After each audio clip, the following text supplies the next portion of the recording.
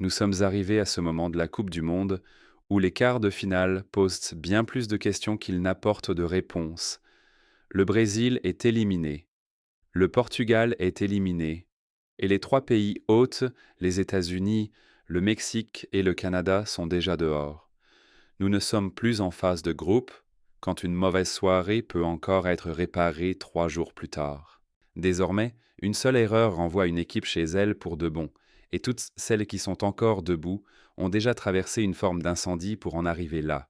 Avant même d'entrer dans les matchs eux-mêmes, une histoire plus vaste plane sur tout le tournoi, et elle n'a presque rien à voir avec la tactique.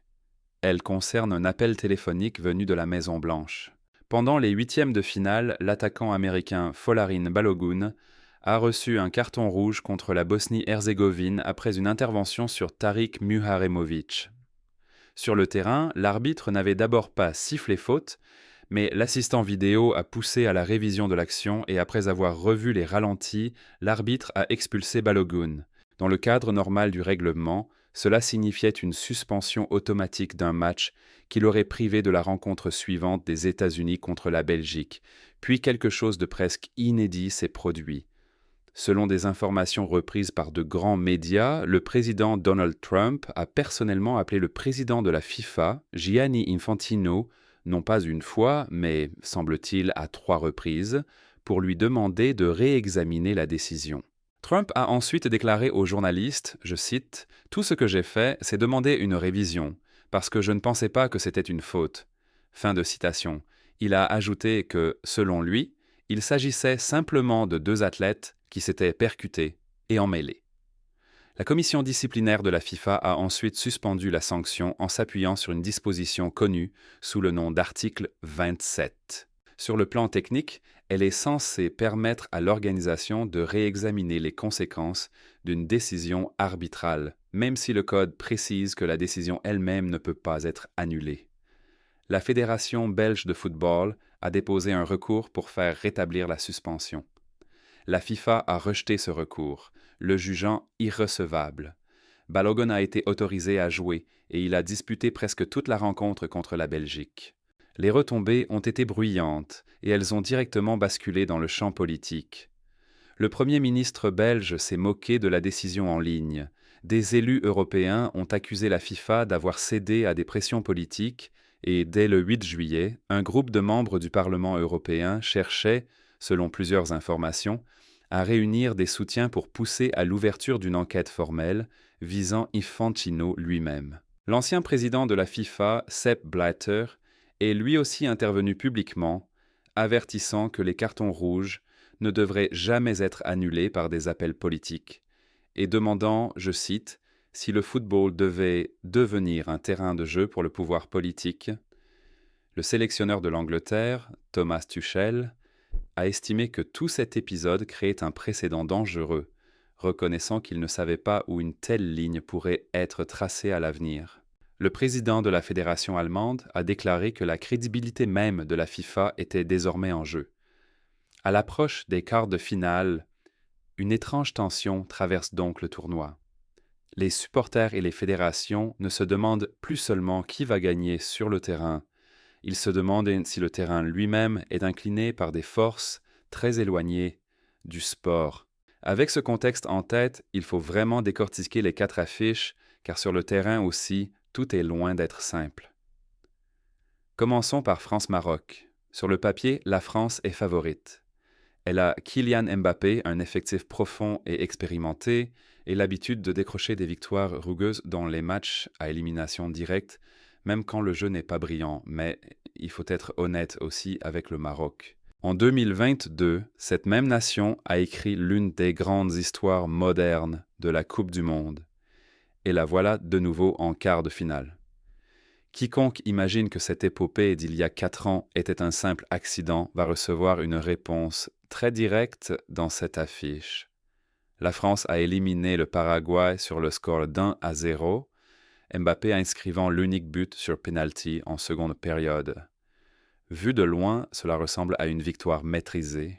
Un match à élimination directe, un succès sécurisé, un quart de finale atteint, Mbappé encore décisif. Mais le contenu a raconté autre chose. Le Paraguay a rendu la rencontre physique, tendue et inconfortable du début à la fin. Une fois encore, quand la France se voit privée des espaces nécessaires pour construire ses attaques comme elle le souhaite, elle souffre nettement dans la possession. Ce n'était pas une catastrophe, loin de là, mais c'était ce type de victoire âpre, fermée, à faible score, où le favori contrôle techniquement le résultat tout en semblant profondément nerveux sous la surface. Il y a aussi eu du bruit en dehors du terrain après ce match. D'abord, une séquence impliquant le gardien paraguayen, qui a semblé lancer le ballon dans le dos de Mbappé. Puis, dans une affaire bien plus grave, une sénatrice paraguayenne nommée Céleste Amarilla a publié en ligne une série de propos racistes, se moquant des origines de Mbappé, de son enfance et de son apparence après la défaite. Mbappé a répondu directement et fermement, la qualifiant, je cite, de femme méprisable, indigne de sa fonction. La Fédération française de football a ensuite jugé ces commentaires abjects et annoncé qu'elle engagerait des poursuites. Le gouvernement paraguayen lui-même a condamné publiquement les propos de la sénatrice, et le vice-président du pays a déclaré que le football devait unir les gens, non les diviser. Amarilla a fini par supprimer sa publication, mais elle ne s'est pas vraiment excusée. Elle a plutôt dit aux journalistes que Mbappé ne saurait même pas situer le Paraguay sur une carte et qu'elle envisageait, elle aussi, une action en justice. Oui, la France avance, mais elle emporte avec elle une tension réelle, issue à la fois d'un match éprouvant et d'une polémique qui a largement dépassé le sport. Pendant ce temps, le Maroc a démantelé le Canada 3-0. Ce résultat compte davantage que le score seul ne le laisse penser. Le Canada jouait à domicile, dans son tout premier match à élimination directe de Coupe du Monde sur son sol, avec un stade entier et tout un pays emporté par l'émotion du moment. Le Maroc a tout simplement étouffé cette énergie, respecté sa structure, marqué ses buts et poursuivi sa route sans faire beaucoup de bruit. Il existe une inquiétude, toutefois, un souci physique concernant l'attaquant clé Sofiane Saïbar, parfois appelé Zaibar par les supporters. S'il ne peut pas jouer, le Maroc perdra un peu de fraîcheur et de créativité devant. Mais le cœur de cette équipe n'a pas changé. Elle est patiente, elle défend en nombre, elle accepte très bien de subir la possession, et elle sait transformer un match en soirée profondément inconfortable pour un adversaire plus talentueux. Voilà le danger pour la France. Elle n'a pas besoin de perdre franchement contre le Maroc pour se retrouver en difficulté. Il suffit au Maroc d'une première période sans but, de Mbappé enfermé loin de ses zones préférées, d'un public de plus en plus bruyant, puis d'un coup de pied arrêté ou d'une transition pour modifier toute la physionomie du match. Face à ce Maroc, la France ne peut pas simplement se présenter et compter sur le talent individuel. Elle devra souffrir. Passons à la deuxième affiche, Espagne-Belgique. Il est tentant de cocher une case et de faire de l'Espagne la favorite. Mais après son 8e de finale, cette certitude mérite un astérisque. L'Espagne a battu le Portugal 1-0 et ce fut une victoire très espagnole. Pas de démonstration, pas de compilation d'actions spectaculaires, pas de moment où l'adversaire s'effondre complètement. Le Portugal a tenu presque toute la rencontre. Cristiano Ronaldo, qui dispute peut-être sa dernière Coupe du Monde, pressait encore les gardiens au cœur du temps additionnel. Mais il a fallu un remplaçant tardif, Mikel Merino, entrer en jeu pour régler le match d'une seule frappe, afin de le refermer définitivement.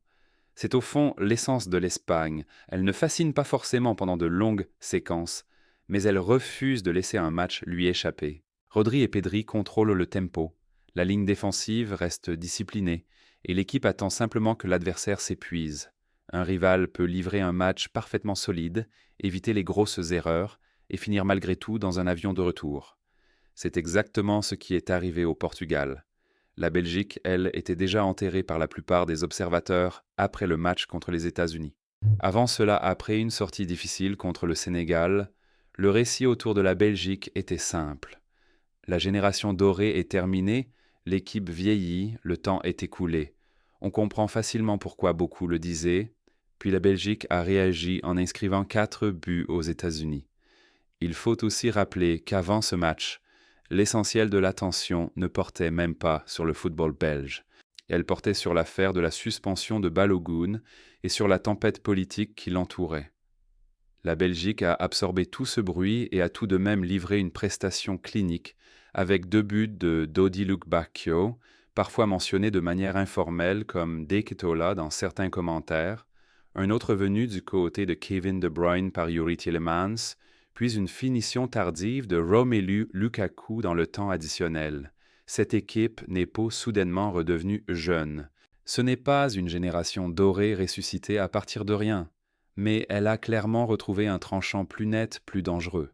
L'Espagne doit se méfier non pas d'une Belgique vieille et déclinante, mais d'une Belgique déjà déclarée morte une fois et revenue malgré tout.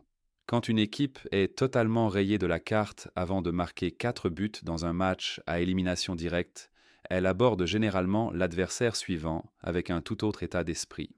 Si l'Espagne garde le contrôle total du ballon et prive la Belgique de transitions faciles, la soirée sera difficile pour les Belges. Mais si le match devient haché, plein de pertes de balles, de coups de pied d'arrêté et d'actions nées d'erreurs, la Belgique est exactement le type d'équipe qui prospère dans ce chaos. La possession totale ne garantit rien. L'Espagne peut endormir un match. La Belgique est spécialiste pour se réveiller dès que quelqu'un d'autre trébuche. Le troisième quart de finale, Norvège-Angleterre, est peut-être l'affiche la plus dramatique encore en vie dans ce tournoi. Si l'on se fie uniquement au nom, l'Angleterre est favorite. Si l'on regarde la profondeur globale de l'effectif, l'Angleterre reste favorite. Mais la Norvège vient d'éliminer le Brésil, et elle ne l'a pas fait par accident ni sur un rebond heureux.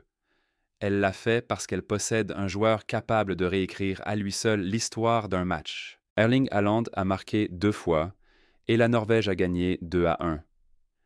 Après une prestation pareille, personne ne peut sérieusement prétendre qu'il s'agit seulement d'une équipe d'un seul homme, même si, dans un sens très réel, c'est peut-être un peu le cas. Et alors, quand un joueur est capable de décider seul d'un match contre le Brésil, cela cesse d'être une faiblesse et devient une arme. La Norvège n'a pas besoin de dominer la possession pendant 90 minutes. Elle n'a pas besoin de contrôler de longues séquences. Parfois, il lui suffit d'attendre que Haaland obtienne son moment. Une passe parfaitement dosée, une accélération, un contrôle dans la surface, et soudain tout le match raconte une autre histoire. L'Angleterre a elle aussi survécu à sa propre soirée difficile, en éliminant le Mexique alors qu'elle jouait en infériorité numérique après un carton rouge à la 54e minute. La fin a été nerveuse, crispée, presque irrespirable. En plus de cela, le milieu Jordan Henderson se serait blessé au poignet après le coup de sifflet final pendant les célébrations sur le terrain en chutant maladroitement. L'Angleterre a avancé, mais elle est sortie de ce match marquée, pas fraîche ni sereine. Il faut pourtant lui rendre ce mérite. Cette victoire ne reposait pas sur le style, elle reposait sur l'instinct de survie. L'Angleterre n'a pas semblé être la meilleure équipe sur le terrain ce soir-là, mais elle a semblé vivante, débrouillarde et solide mentalement. Thomas Tuchel n'a pas combattu l'atmosphère chaotique de la rencontre, il s'y est adapté. Il s'agissait moins de contrôler le ballon que de contrôler son propre sang-froid sous une pression réelle. La question de ce quart de finale est désormais remarquablement simple. Qui va réellement contenir Erling Haaland? Personne dans ce tournoi ne déplace un match avec le danger qu'il apporte, et peu de joueurs attirent une telle attention nerveuse de la part d'une défense adverse. Le vrai test viendra dès la première fois où Haaland prendra la profondeur. Si l'Angleterre recule pour l'empêcher, elle offre à la Norvège des entrées plus faciles dans la surface et davantage de coups de pied arrêtés dangereux. Si elle monte sa ligne, elle ouvre précisément l'espace dans le dos dont Haaland se nourrit. Les deux options comportent un vrai risque, car la Norvège n'a pas besoin de grand-chose. Elle a seulement besoin de la bonne séquence.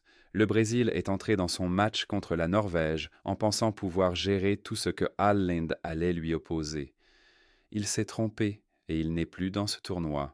Cela devrait dire quelque chose à l'Angleterre sur l'ampleur du défi qui l'attend. L'Angleterre est peut-être plus forte par son effectif, mais elle n'arrive certainement pas dans ce match comme l'équipe la plus calme. La dernière affiche des quarts est Argentine-Suisse. Sur le papier, cela ressemble au duel le plus stable de la ronde. En réalité, il n'a rien de tranquille. L'Argentine a battu l'Égypte 3-2, et ce score minimise énormément la proximité d'un effondrement véritablement historique. L'Égypte a mené 2-0 à un moment. Lionel Messi a manqué un penalty en première période. Le gardien égyptien a été remarquable pendant de longues séquences. À environ 20 minutes de la fin, on avait vraiment le sentiment que le tournoi allait assister à l'une de ses plus grandes surprises. Puis l'Argentine s'est arrachée pour revenir dans le match à la force du mental. Cristiano Romero a marqué sur un service de Messi. Quelques minutes plus tard, Messi lui-même a égalisé. Et à la 92e minute du temps additionnel, Enzo Fernandez a inscrit le but de la victoire. C'était une remontée immense, personne ne peut le contester. Mais il y a une nuance dans la manière dont ce match s'est terminé. L'Égypte a quitté la pelouse furieuse, après un but annulé par l'assistance vidéo, ainsi que 2 situations contestées dans la surface juste avant le but vainqueur de l'Argentine. L'attaquant égyptien Mohamed Hassan a ensuite parlé de ce qu'il considérait comme un traitement injuste, laissant fortement entendre que le tournoi avait intérêt à maintenir l'aventure de Messi en vie. Cette affirmation ne doit pas être présentée comme un fait établi, puisque personne n'a produit de preuves solides pour l'étayer. Mais ce sentiment existe clairement chez les joueurs et les supporters égyptiens, et il mérite d'être reconnu comme une partie de l'histoire plutôt que d'être ignoré. Ce qui rend cette Argentine réellement intéressante, ce n'est pas seulement le fait que Messi reste immense, c'est que cette équipe continue de s'organiser entièrement autour de lui sans s'effondrer quand il ne répond pas immédiatement.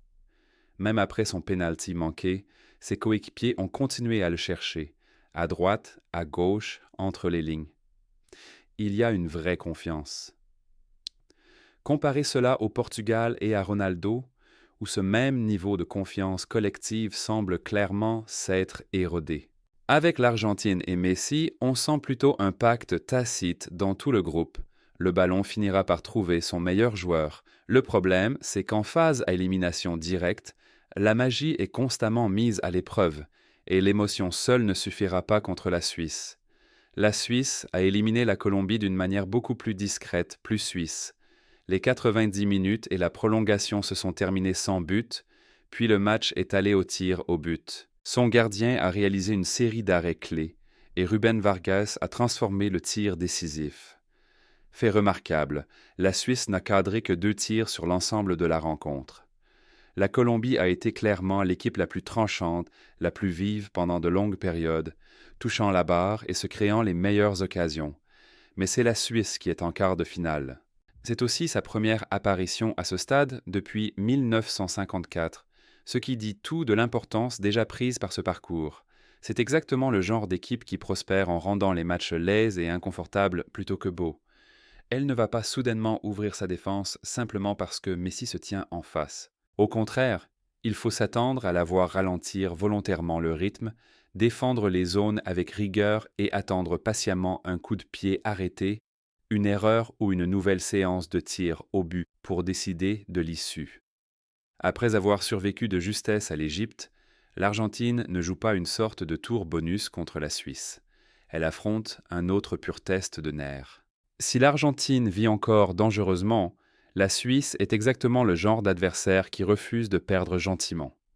Elle entraînera simplement le match vers le seul moment, qu'il s'agisse d'un penalty, d'un coup de pied arrêté ou d'une faute isolée, capable de tout décider.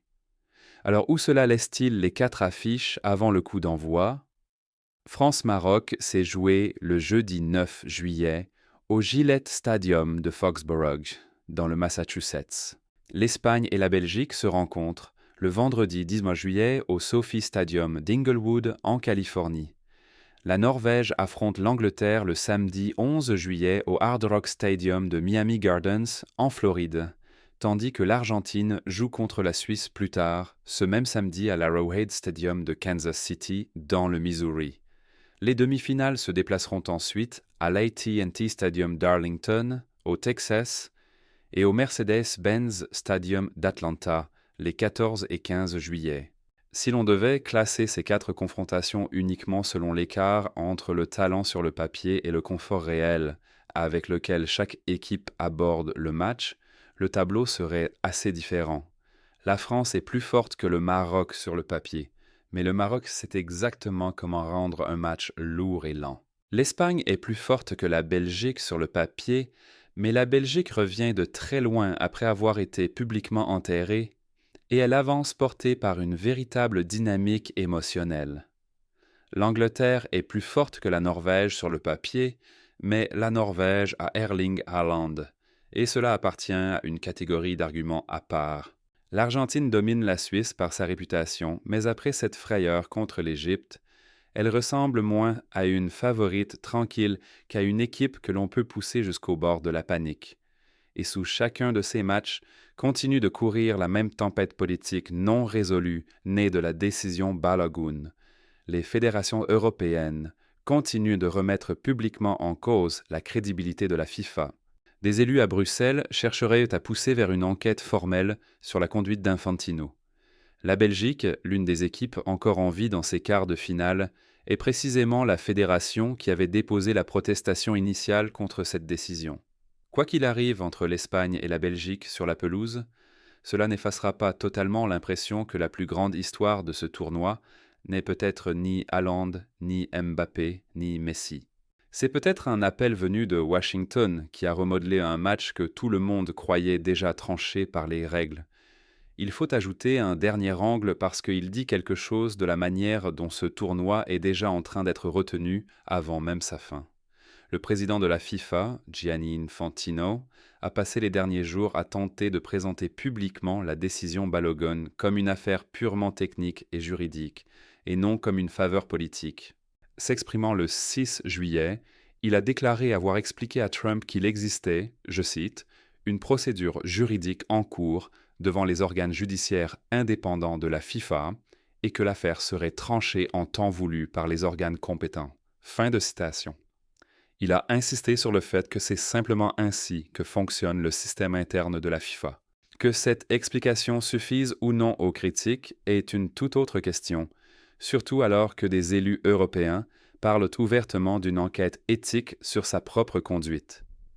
Il convient aussi de rappeler que ce n'est pas la première fois que la FIFA utilise l'article 27 pour effacer discrètement une suspension juste avant le début d'un tournoi. Cristiano Ronaldo a vu une suspension réduite au titre de cette même disposition avant cette Coupe du Monde, et l'Argentin Nicolas Otamendi, ainsi que l'Équatorien Moises Caicedo, ont bénéficié d'un traitement similaire plus tôt dans le processus de qualification. Le parallèle historique le plus proche auquel beaucoup de commentateurs se réfèrent remonte à 1962, lorsque la légende brésilienne Garrincha a été expulsée en demi-finale sans jamais purger réellement de suspension, semble-t-elle après des pressions politiques extérieures venues du président du pays hôte de l'époque. Autrement dit, l'idée que la politique vienne frôler les décisions arbitrales en Coupe du Monde n'est pas entièrement nouvelle. Ce qui semble différent cette fois, c'est l'ampleur de la réaction publique et la manière très ouverte dont un président américain en exercice s'est impliqué dans le processus. Bien sûr, rien de tout cela ne change ce qui se passera réellement sur le terrain dans les prochains jours. Le talent, la chance, les coups de pied arrêtés et une poignée de moments individuels décideront des demi-finalistes, pas un appel téléphonique passé une semaine plus tôt. Mais cela signifie que l'équipe qui soulèvera le trophée dans ce tournoi le fera sous un nuage qui n'a rien à voir avec la tactique, la finition ou la profondeur d'effectifs. Pour une compétition désormais construite autour de 8 équipes restantes et de 4 matchs brutalement serrés, cette controverse persistante pourrait finir par être aussi mémorable que tout ce qui se produira sur la pelouse elle-même.